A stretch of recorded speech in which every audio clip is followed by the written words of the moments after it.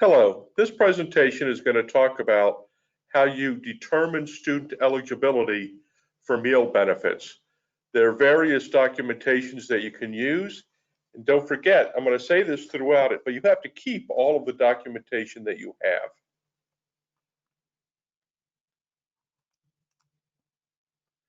We've got a couple of resources that you can use. One of them, a very good resource, is the USDA's Eligibility Manual for School Meals. The most current document of that is the 2017-2018 edition. If it gets updated, we will put the update on our webpage. You definitely want to make sure that you're using the current year income guidelines. We will take down old income guidelines when we put up the new income guidelines. Also on our webpage, there's a quick reference guide.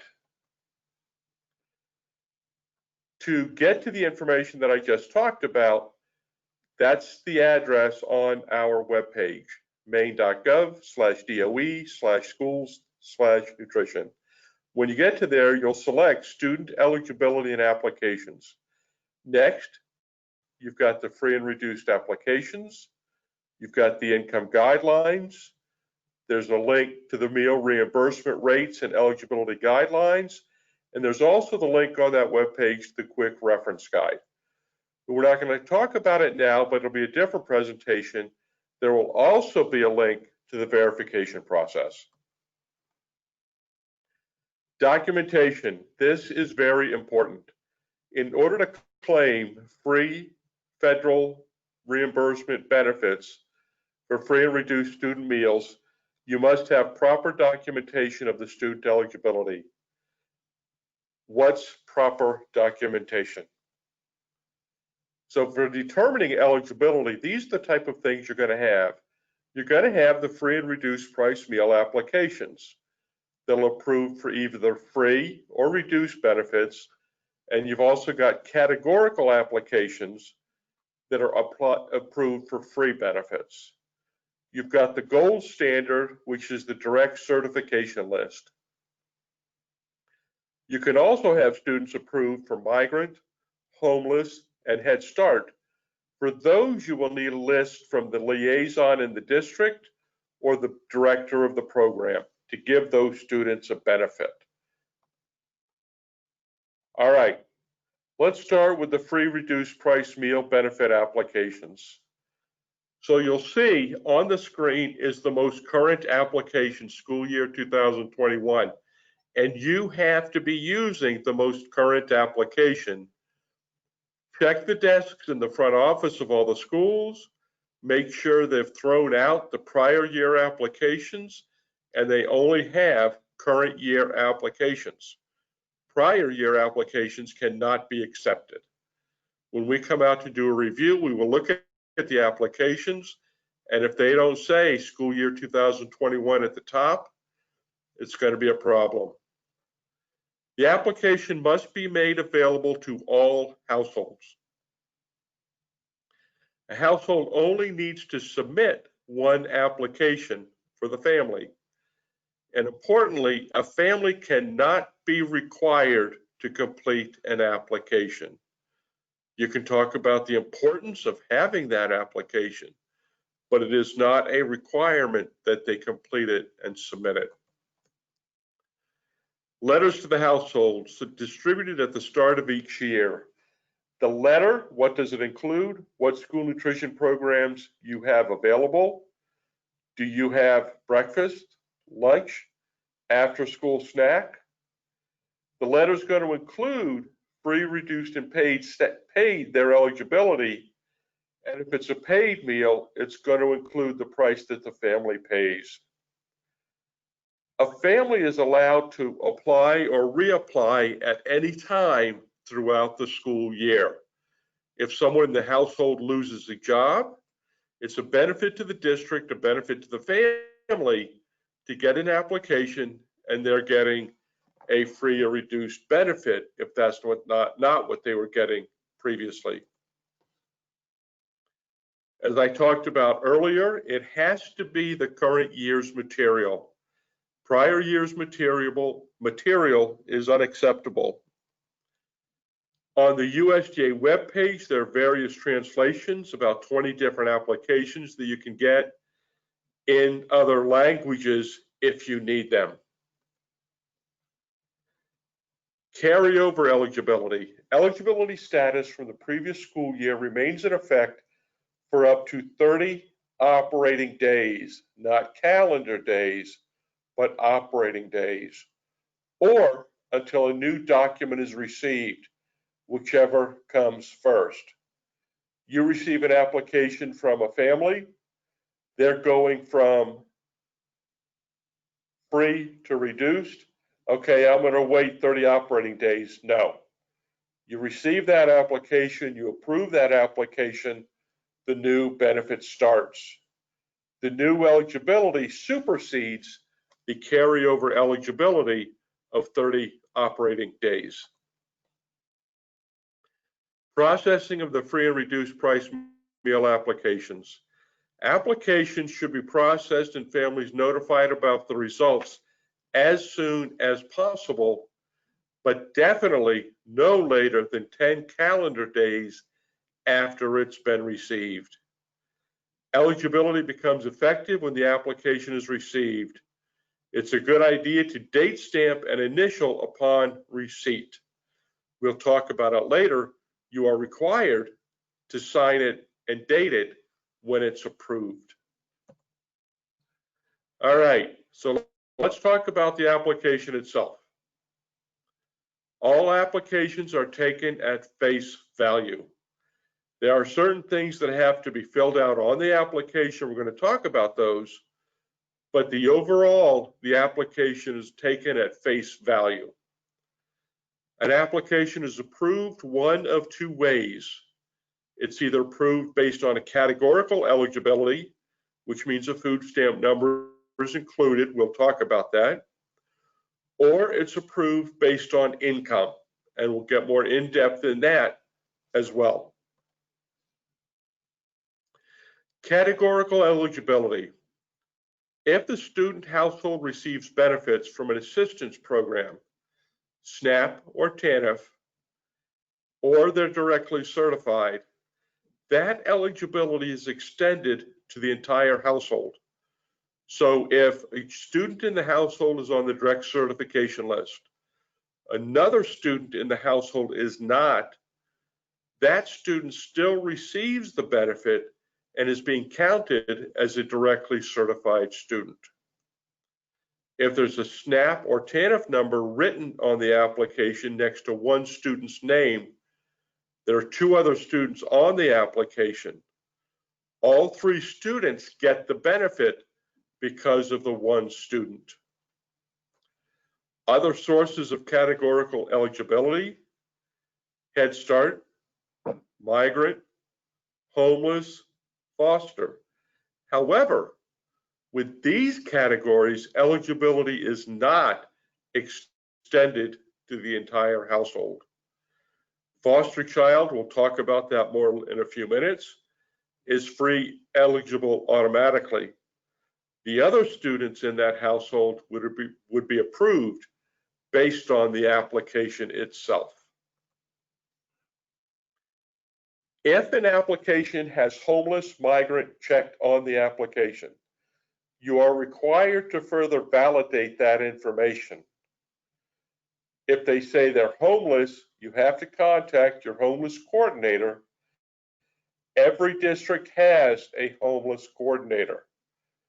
That information, if you don't know who it is, can be found on our webpage at the address shown. Also, the migrant coordinator at the State of Maine Department of Education is the only person that can authorize a student to receive migrant eligibility. You would email Amelia Lyons with the information. She will do the research and she will get back to you. You can also check the DC list because H for homeless and M for migrant has been added to the list. So if the family sends in an application, they've checked migrant, check the DC list first. If they do not show up on the DC or direct certification list, then contact the state migrant coordinator. Foster children. Foster children are members of the household where they reside. Foster children are automatically eligible for free meal benefits regardless of the income of the family they live with. Their benefit is not extended to the other members in the household, to the other children. The other members in the household are approved based on the application information. So if there's 3 children in the household, one of them is marked as foster, that child automatically gets free meal benefits.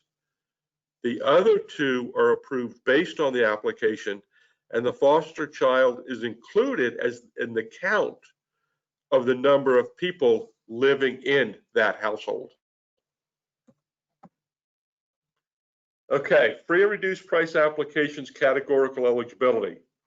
Students are listed. Now you can see here we talked about the foster child and the homeless migrant. Those might be checked. If they're checked, there's some more work to do. Then step 2, you'll see under benefits, it's got a name and it's got a SNAP or TANF number. If that is filled out, every child listed above gets free meal benefits. Also, the number must fit the spaces. There are 8 dashes and a box for a letter. That has to fit.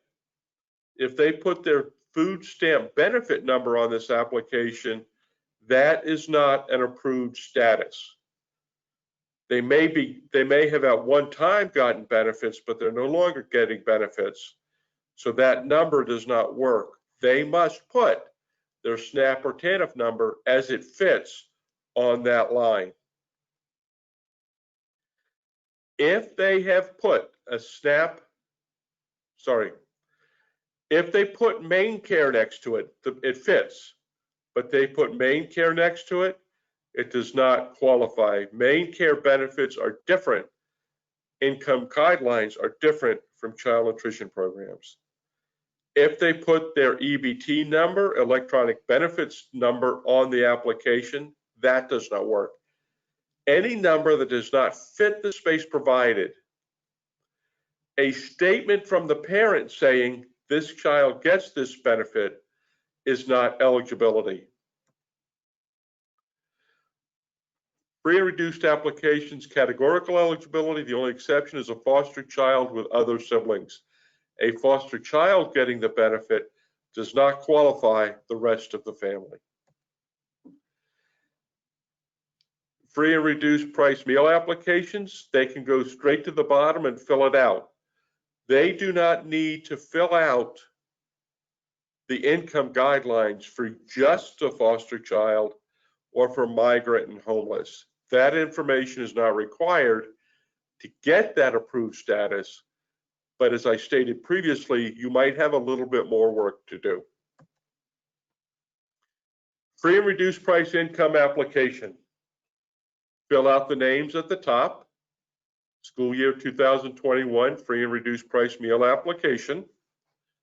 Fill out the students' names. Since we're going to be doing this based on income, step 2 is not done because there is no SNAP or TANF number. List all household members, including students listed above, and the total gross income before deductions. So they're going to put the adult family member's name, if they have any earnings from work before deductions, and then check the block of how often they receive that income. Are they paid weekly, every 2 weeks, 2 times a month, or monthly? If a parent receives child support or welfare benefits, you list that here. Child support payments paid out are not included. That is not a deduction. Then the last column, pensions, retirement, Social Security, and any other income. The children are also listed here. However, they will not have income listed. If a parent has 2 jobs, information for both of those jobs is listed on here. Very important, free and reduced price meal applications income with multiple frequencies. If you have different pay frequencies, either from 2 jobs or from different members in the household, one parent is paid annually. The other parent is paid every 2 weeks.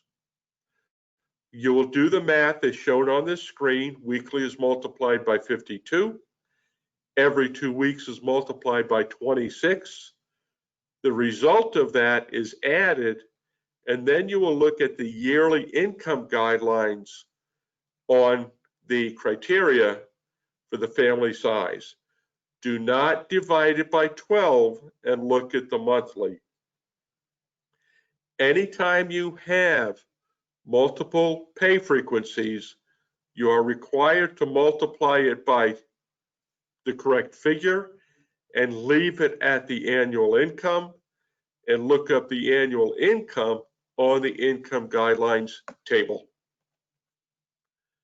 Free and reduced price applications, no conversion is required when one source of income is listed. If everyone's paid, if they put down what they receive in a month, there's no math to do. You add up the figures, you look at the monthly income on the guideline for income and the number of people in. All income sources are the same frequency, so there's no math to do. Leave it where it's at.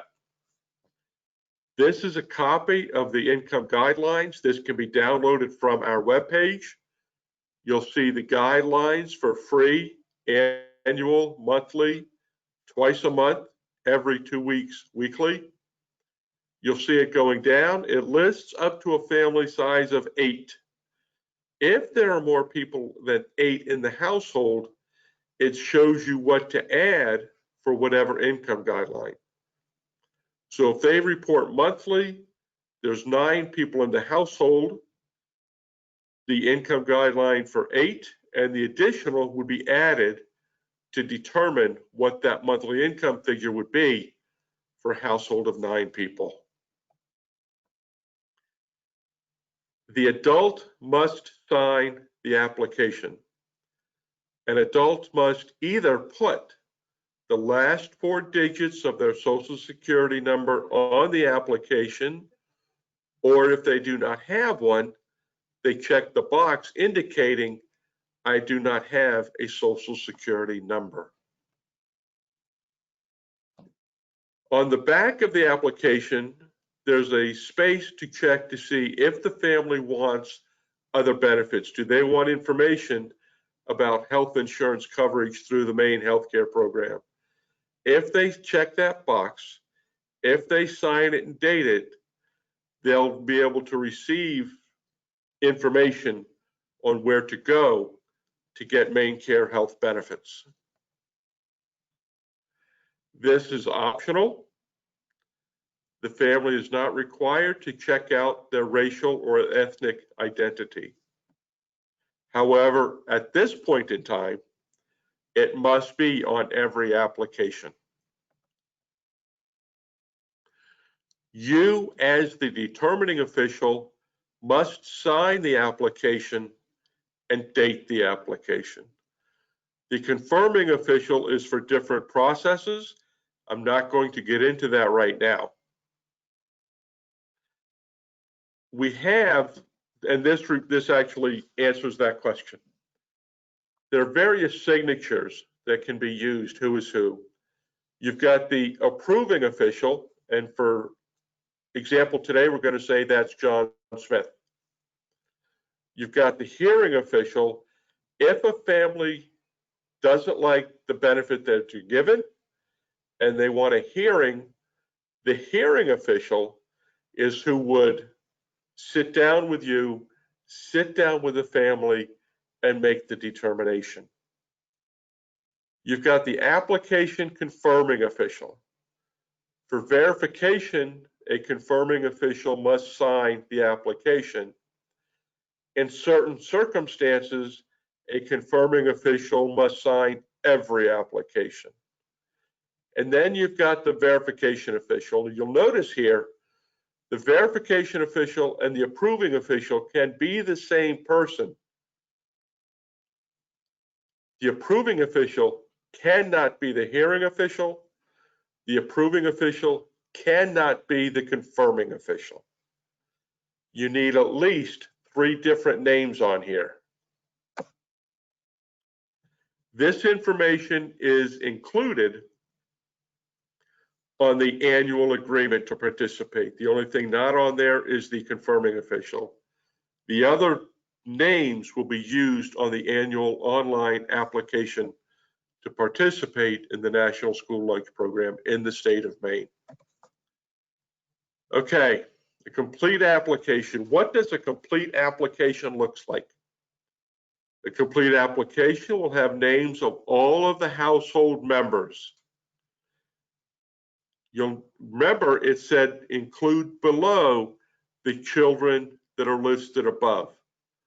That doesn't always happen, so make sure when you're counting the household size, you're verifying the true number between names above the students and the names below of all of the household members.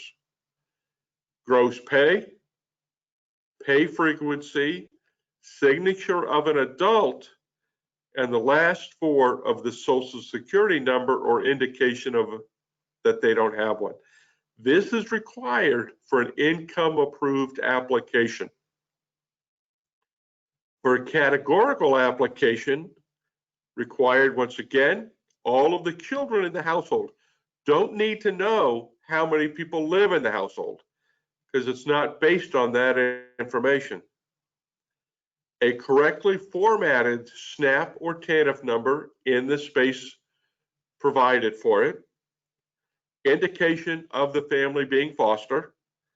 This still requires an adult signature. However, it does not require the last 4 of the Social Security number. Once again, as mentioned, if homeless is indicated, you must still follow up with your homeless liaison to verify that, and they must send you something with their name on it that says this child or these children are homeless in the district. Transfer students. A student moves halfway through the year and you receive a copy of their application from the sending school. That is acceptable. It is suggested that because now you're using that, you still reapprove it and sign it yourself, because that's now your meal benefit paperwork documentation. We come to do a review and that application is approved incorrectly. We're not going back to the sending school and telling them they did it wrong. It's an error for you, not for the sending school. Homeless, migrant, Head Start. All right, an application for homeless, migrant, Head Start is not required. If they do, they may indicate on the application that they are one of these, but you still need to further validate that. A student identified by the application as homeless, migrant, or Head Start, you need a list from these individuals that says they are either homeless, migrant, or in their Head Start. Then they get categorically eligible for free meal benefits. Has to be notification from these people. Their name has to be on the documents that they send to you. Direct certification, the golden ticket to the meal program. Direct certification, families are not required to apply for benefits if they're on the direct cert, and we typically refer to this as the DC list. They get free school meal benefits. They are automatically eligible for free meals. The benefit is extended to the entire household, and the family still must be notified. You get your direct cert list before school starts. The students that are listed as enrolled in your school getting direct cert benefits, they are required to get a letter that they get free meal benefits for the year. If they send you an application, file it away. That application does not override the direct cert eligibility. They would have to write you a letter to state, I do not wish to receive that benefit. If they call you and say, I don't get food stamp benefits, I don't want this, ask them to send you a notice, a written document that you have that in case they come back later because they've changed their minds. But all families getting a benefit have to be notified that they're getting that benefit. As I stated, direct cert takes precedence over an application. The eligibility for free meals is for the entire year. Even an income application or a categorical application is good for the school year. They are not required to resubmit if their income changes. If their income goes down, they do want to resubmit. If their income goes up, they are not required to resubmit. The direct certification is in NEO. When you log into NEO, you have permission. You will be able to get you won't see anyone else's direct cert list. You'll only see your own.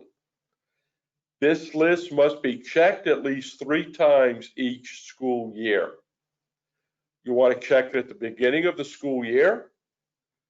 You want to check it October, November. You want to check it January or March. Indicate on the bottom of your direct cert list that you have viewed it. Download and save this. You can download it into Excel. You want to download it and save it. You cannot download it, upload it into your approval software, and that's it. The approval software is not our direct certification list. When we come to do a review, we want to see your direct certification list. Your software saying a student is eligible based on the direct cert list is not approval documentation. So if you go to the direct cert list, this is what it's going to look like on your screen. You'll see a date that they were added, a student ID, student name, their birth date, the case head number, case number, hometown, and then you'll see here SNAP or TANF. If you've got F, that's a foster child. You've got H, that's a homeless child. You've got S, that's a SNAP benefit. This is all fake data. I made this up. This is not confidential data you're looking at. This is data that I filled in to show you what it looks like. You'll notice that I'm showing you down below that you can export this into Excel. So if you hit this button, this entire list, and it's going to look a lot differently than this when you download it to Excel. Don't change it. Save it the way it is. Next, you'll notice that you can do an individual search for a student. If you have a family that gives you an application that indicates they have SNAP benefits because they filled in the block, but they're not on your direct cert list, it's a good idea to do an individual student search and look for them. If they show off, print that off so you have that as your documentation that this family receives this benefit. Then the last button I mentioned earlier, you have to review the DC list at least 3 times. A report is generated. We can go in to see how often you've reviewed it. So make sure when you review it, you check that button. If you check the button in August and that's the only time there's a check button, but you looked at it every month, we don't know that. We only know that you looked at it in August. We don't know that you also looked at it in September, October, November, December. We need to know that because of the requirement that you view this list at a minimum 3 times a year. Administrative approval. This is exceedingly rare. If a household fails to apply and the child is known to be eligible, local officials may complete an application on behalf of the child. You're still going to complete an application. It should be based on the best knowledge of household size and income information. As noted, this is very limited use. We only see these a couple of times a year. If we come in and there's 20 or 30 of these administrative approvals in a district, we're going to be doing a lot more research. It's excluded from the verification process. If you do this, the household must be notified that they're getting this free meal benefit. The approving official still signs this application. Principal starts the process. They fill out the application. It's given to the approving official. They have a discussion with the principal or whoever started the process, and they approve it or say, no, I can't. If they approve it, a letter is sent to the household and saved on file. Changes in benefits. Applications can be submitted throughout the school year. It is not required to be submitted if the income level changes. It benefits you if the income level goes down. If the income level goes up, they are not required to submit a new application. And if a family comes in, they've got a better paying job. So they come in with a new application showing the money they're now receiving. You can tell them they are not required to submit this. They can have this benefit for the year. If they insist and they want to do this, then you take it and you process it. But you can tell them they don't have to do this.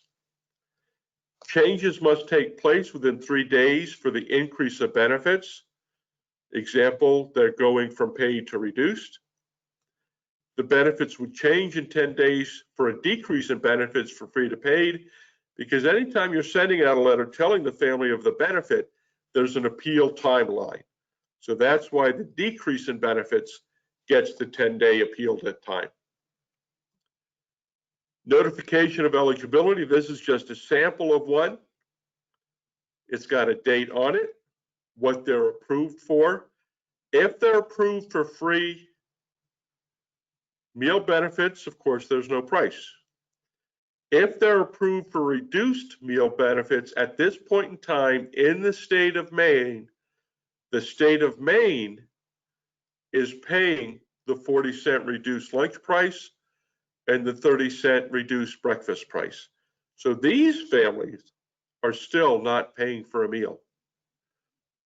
If it's a denied application, how much is it going to cost them for breakfast and lunch, after school snack, if you have that program? And why is the application denied? Is it missing information? As I stated earlier on here, you may appeal this decision by writing the hearing official, who is different from you, tell them how to contact that person, and there's a time frame that they have to do this for. Went fast there, sorry about that. Looked at the bottom, 2014 school year income guidelines. Don't look at that, don't use that. I missed that, my apologies. Duration of eligibility. The eligibility is good for the entire school year and the first operating days of the next school year. As stated previously, that 30 operating days is superseded if you get a new application. We're not going to talk a lot about the verification process, but while you're approving an income guideline, an income application, you want to be looking at the income levels, because the verification process is done based on what's called an error-prone application. An error-prone application is an income application that is approved and is within $100 of the monthly income guidelines. So you'll see if they're approved for a free meal benefit, it's $100 below that free meal benefit and $100 above that benefit, which means they're a reduced student, and also $100 below the reduced guideline. If you're looking for these and you tag them, you set them to the side, it'll make your verification procedure easier when that happens. The verification training will be a completely separate webinar. Families not subject to verification, a directly certified student is not subject to verification. SNAP and TANF numbers on an application is subject to verification. However, you're not concerning yourself if the family put income guidelines on, if they put income on the application and a SNAP number that works, you're not going to look at the income that they put to determine if it is an error-prone application, because you're not approving it based on that. Migrant, homeless are not subject to verification. Benefit issuance list or the master list. List of students eligible for free and reduced price meals. It needs to be updated, revised as changes occur. It gives you the history eligibility for the entire school year. Documentation to support the monthly claim. When we come in to do a review, we're going to be looking at these things. The master list, the issuance list, is confidential information. Nobody in your building needs to see this. They do not need to know the eligibility of students.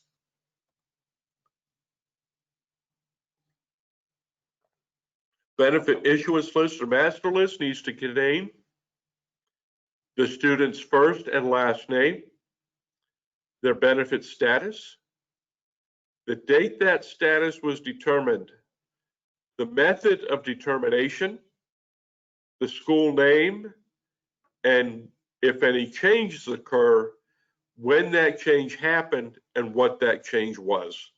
Did they go from free to reduced? Did they go from reduced to free? When did that change? Why? Okay, point of service. We're going to have a different webinar about this, but we're going to talk about it briefly.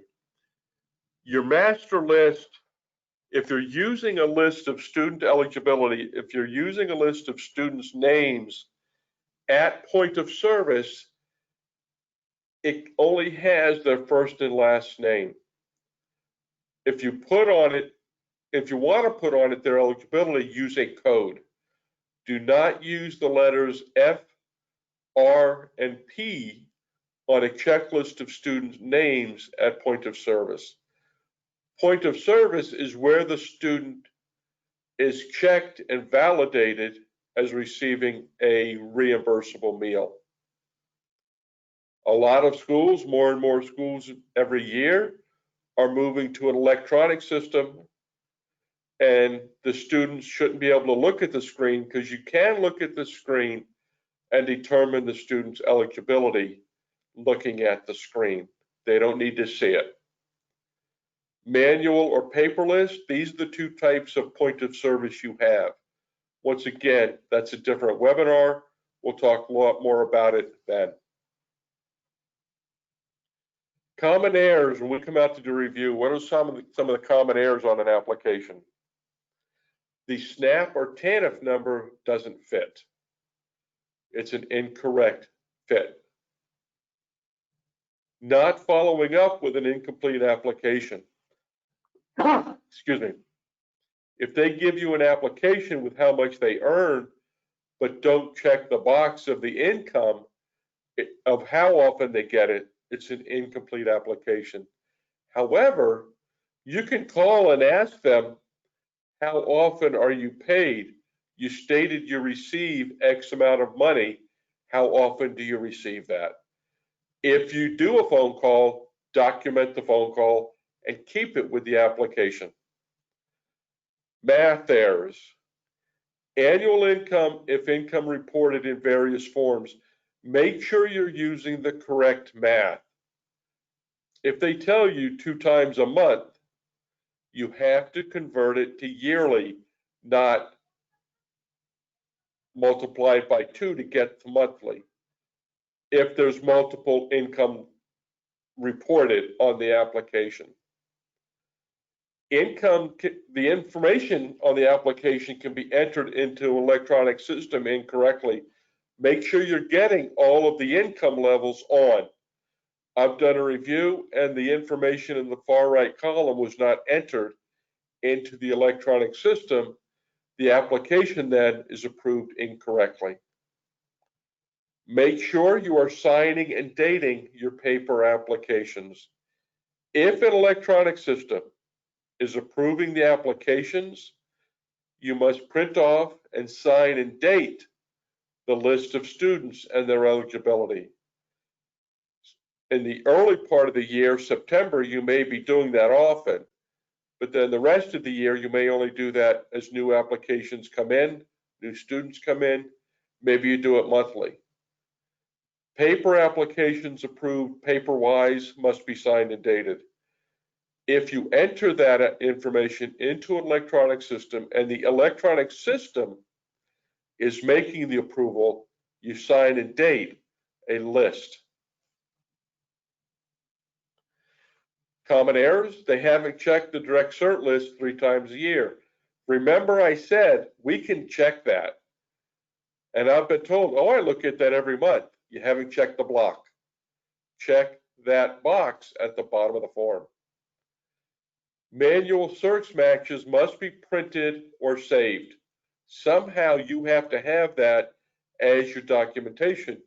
As I mentioned earlier, without documentation, the student does not get that benefit. As I mentioned earlier, increase your DC numbers by searching applications with TANF or SNAP number on the application. Must send a letter to DC households notifying them of the benefit. Save all DC lists. Either save an electronic downloaded or do a screen print of the entire thing and save that. But you must save your DC list in either method, not the upload into your software. Make sure the master list in the office matches the checklist used during meal service. If they're using a paper list in the meal service and the student's eligibility is changed, has it been changed on the checklist so they're getting the proper benefit? This information is confidential. No one needs to see your direct cert list. No one needs to see your applications. That is all confidential data. The principal, the superintendent, the guidance counselor, the teachers, none of them need to know this. And if a family finds out that you're sharing this information, they can file charges. An investigation will be done, and people can be fined, and people can be sent to prison. Make sure you do not share this information with anyone. You can share aggregate data. I have 50% of my students are free, 30% of my students are reduced, and 20% of my students are paid. You can tell them that. You cannot tell them that student's eligibility data. Eligibility information may not be shared without written parental permission. There are some programs where the data can be shared, And those programs are disclosed in a chart in the eligibility manual that I talked about at the beginning of this presentation. Certain testing procedures allow it. Check that documentation. Parental permission. If a program wants to know what a student's eligibility is, you are required to get a signed parental permission slip. That signed document needs to indicate what the program is that wants the data. It's not a generic letter to share this with everyone in the district. They need to know that the homework assistance program, the sports boosters want to give them, or the sports teams want to give them free equipment. It needs to state what program wants that data. It needs to say who's getting it. You're not just going to say the guidance counselors want it. Well, there's 5 guidance counselors, they can all have it, right? No. The director of the guidance counselor, maybe that's the one getting it. They can get it. If you send a form home and you've got 3 or 4 different programs listed on it, the family must check each one they're allowing and sign it and date it. If they don't check all of the programs, all of the programs do not get the data, only the ones they select. They don't send it back, nobody gets the data. Make sure when we come in to do a review, you don't end up like this guy. Penalty for disclosure, as I mentioned, can lead to prison time and fines. A family complains about disclosure of data. A report is sent to the federal office. They do an investigation, and that's when the results come out of your disclosing the data to people that don't know. School districts have had a hard time collecting applications because it's been leaked that some data has been leaked. And families, I don't want to share this data, I'm not filling out an application. So your program loses out if the families are not filling out their application. This must be included on the application that goes home. This must be included on the notices that go home, telling the families what benefit they receive. These are non-discrimination statements. The first one is the federal non-discrimination statement. The second one is the state non-discrimination statement. These must be included with correspondence about the meal benefit program. Without it, it's a violation.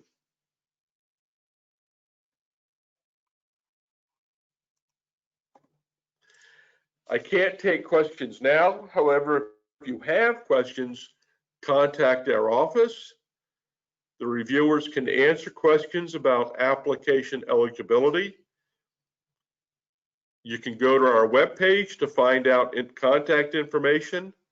If you're a new director, chances are there's a sheet of paper tacked to your wall that has our contact information. I'm sure there are business cards from some of us with our contact information. If you have questions on student eligibility, you need to call our office, email our office to get the answer. We're your best source to answer questions about this. I thank you for your time. I hope you have a good day.